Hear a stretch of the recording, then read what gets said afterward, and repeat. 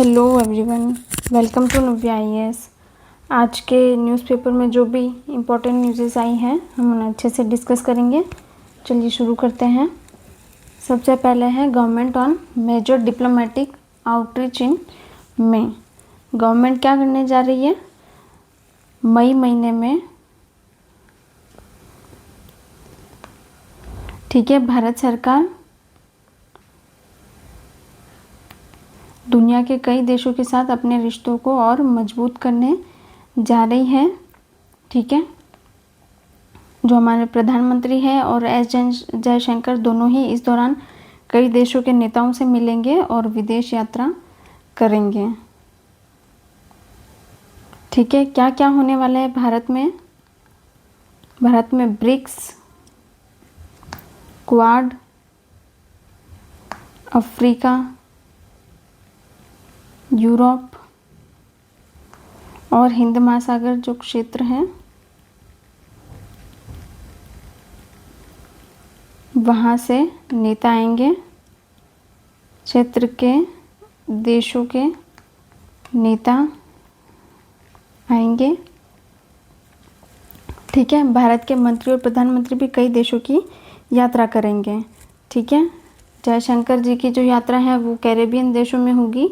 इसके बाद वो ब्रिक्स विदेश मंत्रियों में की बैठक में शामिल होंगे और पीएम की जो गतिविधियां होंगी वो यूरोप के 5 देशों में करेंगे, नीदरलैंड, स्वीडन, नॉर्वे, इटली, ठीक है।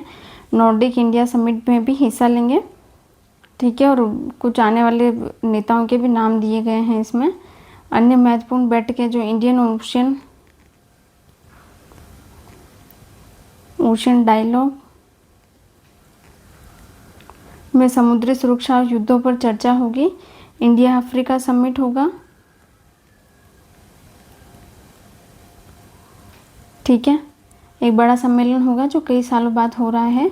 वैश्विक मुद्दों पर चर्चाएं होंगी, पश्चिम एशिया युद्ध, रूस यूक्रेन युद्ध, ठीक है।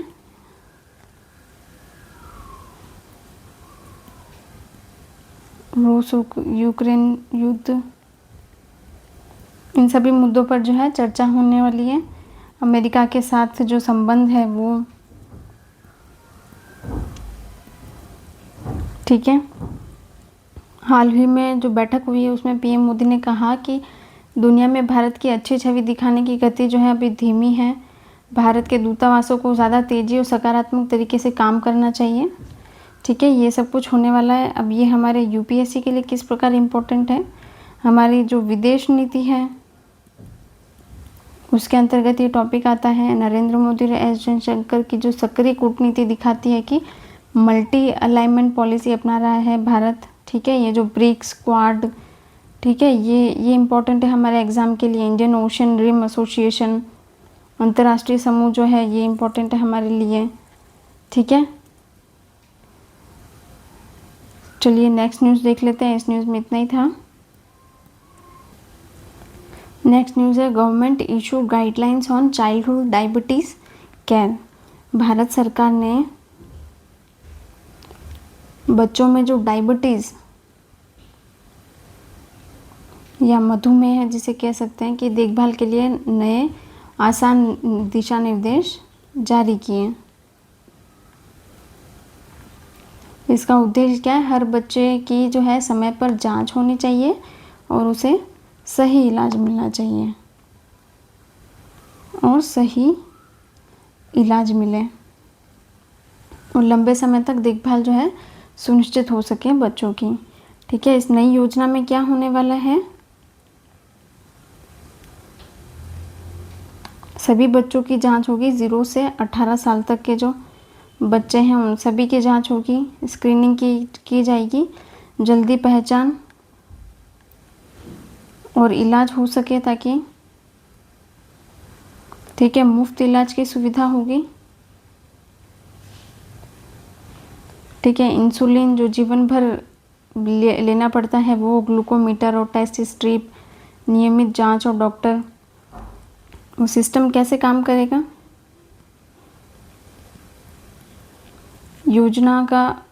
यह योजना एक जुड़ा हुआ सिस्टम है, इंटीग्रेटेड केयर बनाई जाएगी, ठीक है। गांव समुदाय स्तर पर पहले गाँव में होगा, फिर जिला अस्पताल में इलाज होगा, फिर मेडिकल कॉलेज में। ठीक है, उन्नत इलाज होने की पूरी जो है सुविधाएं दी जाएगी। इससे ये सुनिश्चित होगा कि कोई भी बच्चा है वो इलाज से वंचित ना रहे। ठीक है, 4Ts क्या है, क्या कॉन्सेप्ट है इसमें, क्या है 4Ts फॉर्मूला?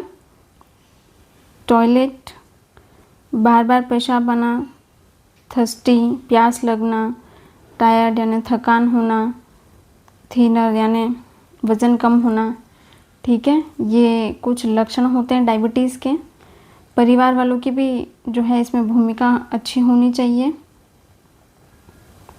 ठीक है, इससे फ़ायदा क्या होगा कि जल्दी पहचान हो सकेगी, बच्चों की मौत और जटिलताएं थोड़ी कम होगी और बच्चों के जीवन की गुणवत्ता जो है थोड़ी बेहतर होगी।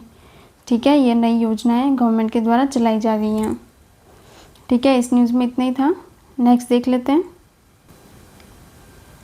नेक्स्ट है ये article, keeping India's carbon money at home. ये जो है जटिल पर्यावरण नीति से जुड़ा हुआ है आर्टिकल पूरा। मुद्दा क्या है कि 1 जनवरी 2026 से यूरोपियन जो देश है ने एक नया नियम लागू किया। क्या किया? CBAM, carbon border adjustment mechanism कहते हैं। इसका मतलब क्या है कि अगर कोई देश यूरोप को सामान जैसे स्टील, एल्यूमिनियम आदि भेजता है, सीमेंट और एल्यूमिनियम आदि भेजता है और उस सामान को बनाने में ज़्यादा प्रदूषण हुआ तो यूरोप उस पर जो है अतिरिक्त टैक्स लगाएगा। ठीक है, अगर आपने यूरोप को ये सारी चीज़ें बेची है और इसको बनाने में बहुत ज़्यादा पॉल्यूशन हुआ है तो यूरोप जो है इन सारी चीज़ों पर अतिरिक्त टैक्स लगाएगा। समस्या क्या है कि कागज़ पर यह जो नियम है वो न्यायपूर्ण लगता है, लेकिन असल में भारत को यह नुकसानदायक साबित होने वाला है। यूरोप को इसमें फ़ायदा होगा कि यूरोप की कंपनियों को सरकार से सब्सिडी मिलती है। ठीक है, उन्हें कुछ समय तक फ्री कार्बन परमिट होता है, परमिट भी मिलते हैं, यानी उनका खर्च कम रहता है। भारत को नुकसान होगा इसमें। कैसे होगा? कंपनियों को मदद नहीं मिलती।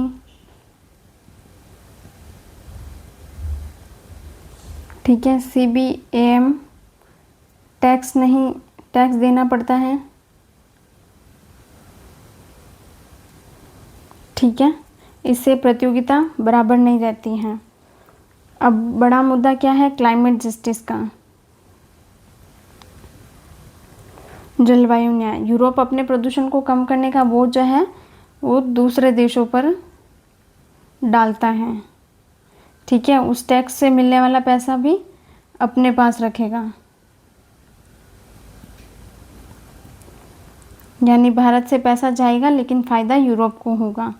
अब भारत के पास क्या विकल्प है कि 2023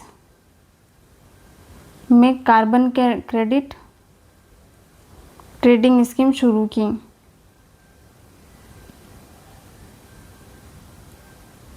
क्रेडिट ट्रेडिंग स्कीम जो है भारत में शुरू हुई। इसमें कंपनियों को अपने प्रदूषण के हिसाब से कार्बन क्रेडिट खरीदने पड़ते हैं। क्या? कार्बन क्रेडिट अपनी ज़रूरत के हिसाब से। तो अच्छी बात यह है कि यूरोप के नियम में ये प्रावधान है कि अगर भारत में पहले ही कार्बन टैक्स दिया गया है तो यूरोप में टैक्स जो है वो कम हो सकता है ना। समाधान क्या सुझाया गया कि भारत को अपना IBAM बनाना चाहिए, इंडिया बॉर्डर एडजस्टमेंट मैकेनिज्म, मतलब भारत को खुद ही एक्सपोर्ट पर टैक्स लगा देना चाहिए। एक्सपोर्ट पर कार्बन चार्ज लगाए खुद ही और वह पैसा भी भारत सरकार अपने पास रखे। ये सॉल्यूशन दिया गया है। अब इसका फ़ायदा क्या होगा कि भारतीय कंपनियों को 2 बार टैक्स नहीं देना पड़ेगा और वो भारत में ही रहेगा, जो पैसा यूरोप को जाता है वो।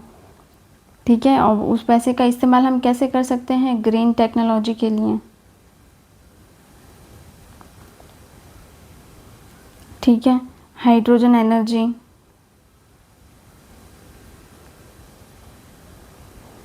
ये सब बनाने में, साफ बिजली, मजदूरों की मदद। ठीक है।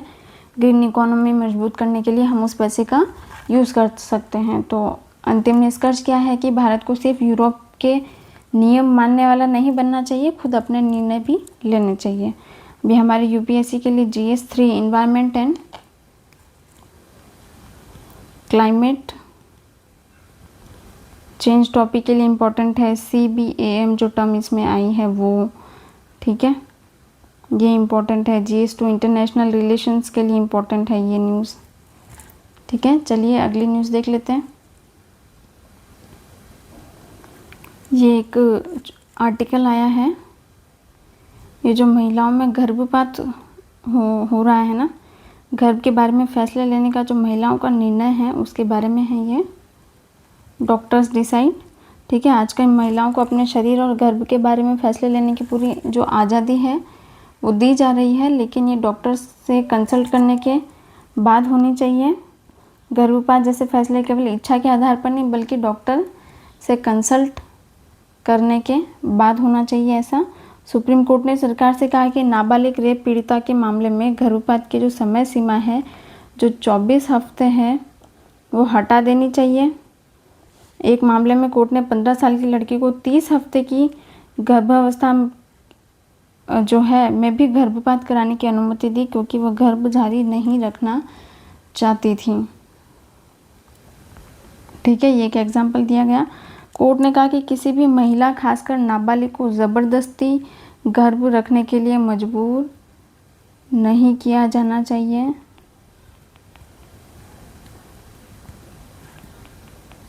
मजबूर नहीं करना चाहिए। ठीक है, महिलाएं गलत और ख़तरनाक तरीक़ों का सहारा लेती है फिर जिससे उनकी जान को खतरा हो जाता है, लेकिन डॉक्टरों ने इसका विरोध किया और कहा कि 30 हफ्ते में गर्भपात करना माँ के स्वास्थ्य के लिए बहुत खतरनाक हो सकता है। ठीक है, तो इस मुद्दे का मुख्य आधार क्या है? गर्भ की अवधि देखी जाएगी और उसके बाद फैसला लिया जाएगा। ठीक है, जितना समय ज़्यादा बीतता है गर्भपात उतना ही जोखिम भरा होता है। तो यही था इसमें निष्कर्ष कि गर्भपात का फैसला केवल भावनाओं के आधार पर नहीं हो, डॉक्टर की सलाह और मेडिकल जांच के आधार पर होना चाहिए। माता पिता और सिस्टम मिलकर नाबालिग को सुरक्षित विकल्प दें। ठीक है, इस आर्टिकल में भी इतना ही था। आज के लिए इतना ही साथियों, धन्यवाद।